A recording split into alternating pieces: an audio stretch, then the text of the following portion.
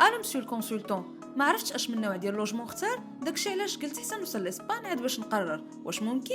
انا غنشرح لك. اول حاجه اللي خاصك تعرف هي ولا بد تكون عندك بلاصه اللي غتستقر فيها انفو توصل لاسبان، على الاقل مده ديال شهر كشرط اساسي باش تخرج لك الفيزا، حيت القنصليه كتطلب لك سيرتيفيكا دو لونجمون مع الاوراق اللي غتدفع لها. يعني من هنا خاصك تختار اش من نوع ديال السكن غتستقر فيه في ديك المده الاولى. بالنسبه للخيارات ديال السكن فراها كثيره. كاينه اول حاجه لا سيتي اللي تابعه ليكول، اللي كتكون عباره على سكن جامعي عندك فيه شومبر انديفيديوال، ولكن الا بغيتي من بعد تنقص عليك المصاريف فممكن تاخذ شومبر دوبل مع شي حد. ولا ما بغيتيش لا سيتي ممكن تريزيرفي شومبر دوبل في شي اوتيل ولا شي ابارتمون، بشرط ما تكونش بعيد على ليكول. ملي تريزيرفي تاكد انك تاخذ كونطرا دو لويي باش تدفعها مع الدوسي فيزا. وفي حاله ما كانت عندك لا فامي في الاسبان فراه ممكن تجلس عندهم في المده ديال القرايه، يكفي يصيفطوا لك اكت نوتاريال اللي كيثبت انك غتجلس عندهم ديك المده كامله. ولكن الشرط اللي في هذه الحاله هو ما يكونوش بعاد على ليكول باكثر من 50 كيلومتر. وبالنسبه لي زيتيديون اللي كيكونوا مازالين دي مينور فراه كاين الحل ديال لي فامي داكوي، واللي هما عائلات اللي كيستقبلوا الطلبه وكيتكلفوا بهم حتى كيبلغوا السن القانوني.